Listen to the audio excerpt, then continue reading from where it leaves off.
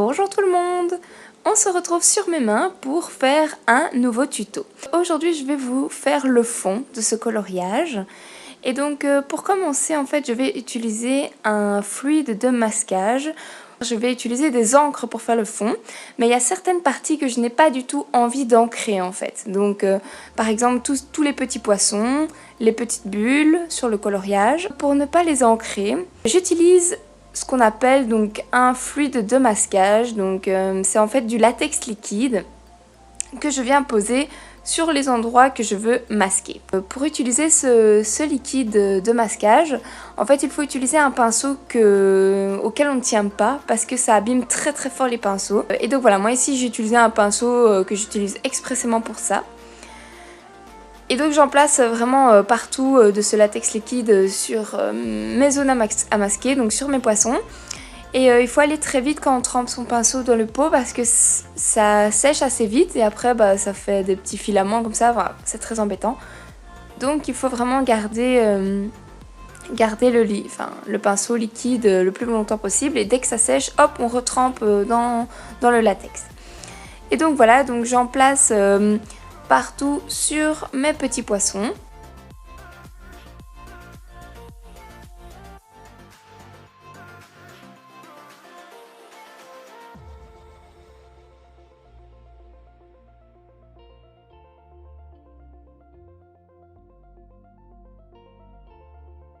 Alors je ne vais pas en appliquer uniquement sur les poissons, je veux aussi en appliquer sur tous les petits endroits, les petits endroits du coloriage qui dépassent, comme ici la chevelure d'Ariel. Donc ce sont des endroits où je vais avoir du mal à éviter de passer de l'encre dessus, donc vous allez voir par la suite. Donc c'est pour ça que je préfère mettre du fluide de masquage pour être sûr que les cheveux ne deviennent pas de couleur bleue par la suite, ce serait vraiment dommage. Et donc voilà, c'est quelque chose qui va assez vite. On utilise beaucoup le fluide de masquage en aquarelle quand on veut justement masquer certaines zones. Ensuite passer des grandes couches d'eau, d'aquarelle et voilà. Donc après ce masquage là, une fois que tout est sec, on peut le retirer. Je vous montrerai moi comment je fais pour le retirer. Et donc voilà, ici sur la queue d'Ariel aussi, je décide d'en ajouter un petit peu, histoire de me faciliter la vie par la suite. Et ça va très vite, c'est une étape qui va vite. Et donc là par contre il faut attendre que ce soit vraiment bien sec avant de pouvoir entamer mon fond. Et donc voilà, quand c'est sec ça laisse une petite pellicule brillante au-dessus de la zone où on a appliqué le liquide. Et voilà les trois encres que je vais utiliser pour mon fond. Donc ce sont des encres Distress, donc ce sont des encres qu'on utilise en scrapbooking. Et ici je vous montre une petite éponge que je viens appliquer sur mes encres pour appliquer la couleur ensuite sur mon papier. Donc c'est une technique, comme je l'ai dit, qu'on utilise en scrapbooking mais qu'on peut tout à fait... moi j'aime bien détourner un peu mon matériel de scrap dans mes coloriages. Et en fait j'ai utilisé 3 teintes. Donc ici c'est la teinte la plus claire. Je vous mettrai donc les teintes en barre d'infos si j'y pense. Ensuite on a une teinte bleu foncé. Et après je vais revenir carrément avec du noir. Et je vais essayer de vraiment créer un dégradé pour mon fond. Et vraiment essayer de bien fondre mes couleurs ensemble. Alors pour appliquer l'encre Distress, c'est pas toujours facile. En fonction des papiers ça change déjà, l'application varie. Alors moi ce que je fais, j'applique mon éponge sur mon pâte d'encre. Et ensuite je viens la décharger un petit peu sur une feuille à côté. Afin de ne pas avoir de traces justement quand j'applique l'encre. Parce que si je ne décharge pas l'encre, le problème c'est qu'on risque d'avoir des petites traces une fois qu'on applique l'éponge directement sur le papier. Donc vous allez voir, de temps en temps je le fais, de temps en temps je le fais pas. Et donc ce sont des encres qui peuvent être travaillées à de nombreuses reprises. Donc si j'en applique, je peux réappliquer l'encre, réappliquer de l'encre par-dessus. Ou alors je peux tout simplement étirer déjà l'encre que j'ai placée. Donc c'est assez chouette à travailler, moi j'aime bien. Maintenant il faut quand même prendre un peu le coup de main, c'est pas hyper forcément évident. Ce qui est pas évident surtout c'est de bien contourner les zones qu'on ne veut pas toucher. Il y a des éponges qui sont plus petites, il y a même des éponges qu'on peut mettre sur son doigt, donc voilà, moi je les ai pas. Il y a même des éponges rondes qui peuvent être plus pratiques, plus adaptées, qui peuvent même faire moins de traces, mais moi je ne les ai pas. Et alors ce qui est pratique, c'est que là où j'ai appliqué mon fluide de masquage, donc qui est sec maintenant, là je peux passer mon éponge et mon encre dessus sans aucun souci. Parce qu'après la petite pellicule jaune, on pourra la retirer et j'aurai pas de bleu aux endroits où j'ai masqué en fait. Donc c'était vraiment le but et ça a très bien fonctionné. Donc ça, je suis contente. Donc voilà, j'étire un petit peu ma couleur. J'essaye déjà de créer un petit dégradé. Donc en essayant d'appliquer un peu plus de couleur vers l'intérieur du dessin et en l'étirant de manière un peu plus claire au plus on s'approche de l'extrémité.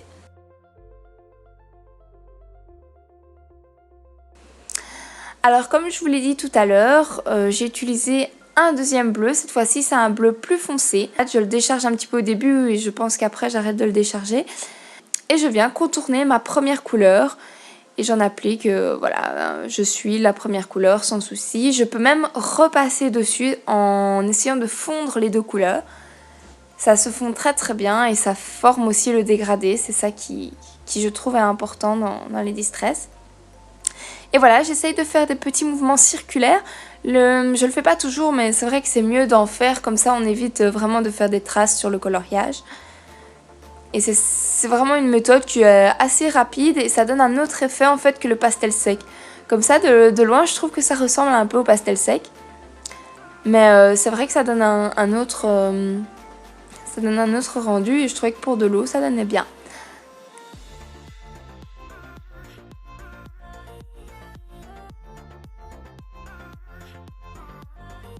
Ici, vous avez peut-être vu en vidéo, j'ai coupé mon éponge pour vraiment essayer d'avoir une éponge un peu plus ronde. C'est plus facile vraiment pour appliquer l'encre. Et donc voilà, je répartis vraiment bien partout. Je m'amuse avec mes encres, avec mes petites éponges. Et alors les couleurs Distress, il y en a vraiment de toutes les couleurs, elles sont magnifiques. Il y a même des pads d'encre qui sont beaucoup plus grands. Mais moi, je n'ai pas l'utilité d'avoir des grands pads d'encre. Juste les petites comme ça et avoir une petite collection d'encre Distress, c'est super.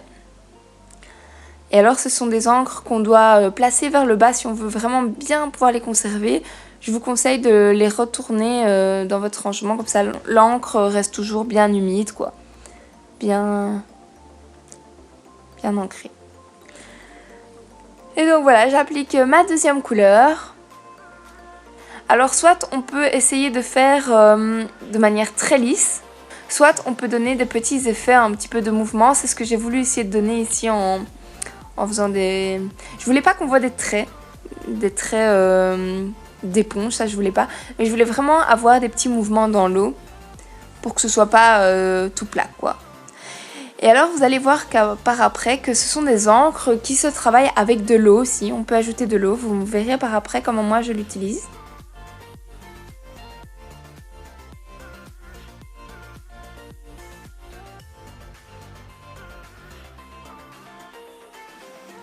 Mais avant, je décide d'ajouter du contraste. Alors rien de tel pour ajouter du contraste que d'ajouter du noir. Et donc là, je vais juste en ajouter de manière un petit peu superficielle sur les bords. Donc je vais vraiment pas trop insister pour pas foncer non plus trop. Mais je vais venir encadrer mon fond avec la Distress noire. Je repasserai aussi, vous allez voir par après, sur les tranches de mon coloriage. Donc je vous remontrerai ça après. Ça permet vraiment de centraliser le regard sur le centre du coloriage qui est en l'occurrence ici Ariel. Donc voilà, c'est un petit effet que j'aime bien. Moi j'aime de plus en plus ajouter du noir dans mes coloriages. J'ai remarqué ça que ça permettait de vraiment augmenter encore le contraste et l'intensité. Donc voilà, ici je me casse pas la tête, ça va assez vite.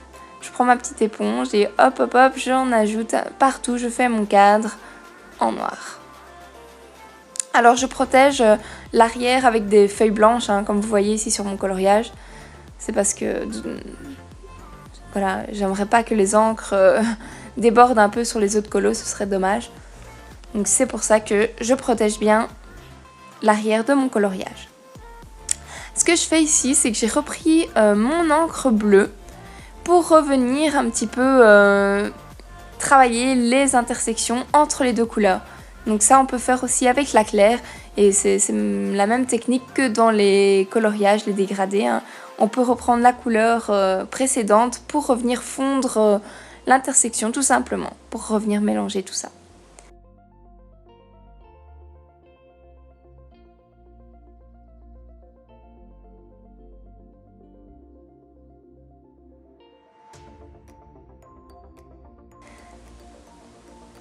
Donc voilà, comme je vous disais tout à l'heure, ici je soulève ma page pour travailler la tranche de ma page. Ça permet de donner vraiment un petit rendu encore plus noir et plus précis. Voilà, c'est un petit détail. On le fait aussi beaucoup en scrapbooking, ça. C'était pas obligé. Et après cette étape-là, je pense que j'en aurai fini avec mes encres. Voilà le rendu. Ensuite, je ne m'arrête pas là évidemment, donc comme on est dans l'eau, moi j'ai décidé de travailler ces encres avec de l'eau. Donc c'est de l'eau claire que j'ai mis dans un petit flacon. Et je vais venir en prélever dans mes mains. Et je vais, comme vous voyez sur l'image, jeter, vaporiser l'eau sous forme de gouttelettes sur ma page. Et donc voilà, j'en applique vraiment un petit peu où j'ai envie, là où il manque, parce que ce sont des encres qui se travaillent vraiment avec de l'eau, donc j'en profite. J'en disperse un petit peu partout. On n'hésite pas à en mettre hein, si on veut que le rendu se voit bien.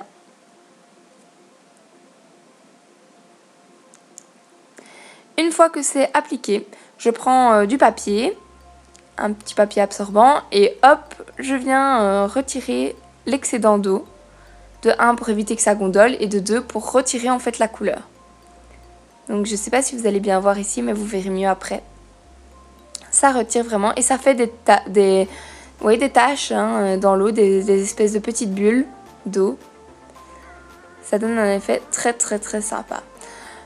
Alors pendant que mes bulles d'eau sèchent, je décide de venir retirer mon fluide de masquage. Alors pour ça, il y a deux techniques. Il y a la technique, comme vous avez vu, avec de la gomme. Donc on peut venir gommer sur le fluide de masquage jaune. Mais il faut faire attention de ne pas déchirer le papier si on appuie trop fort. Après, il y a l'autre technique avec le doigt. Moi, c'est la technique que je préfère parce que c'est facile, c'est rapide et je ne risque pas de déchirer mon papier. Donc moi, je passe tout au doigt et je retire ça comme ça. Et donc voilà, vous voyez, c'est très facile et ça a bien protégé du bleu. Et donc voilà le rendu, donc je vous montre d'un peu plus près. Donc voilà l'idée pour donner un petit fond coloré avec des bulles. Je trouve ça très sympa et je vais vous montrer après le coloriage terminé. En tout cas, je vous remercie vraiment d'avoir regardé cette vidéo. J'espère que ça vous aura plu. Donc voilà le coloriage fini. Je venais à l'instant de terminer le Posca. Et donc je vous dis à très bientôt pour une prochaine vidéo. Ciao ciao tout le monde!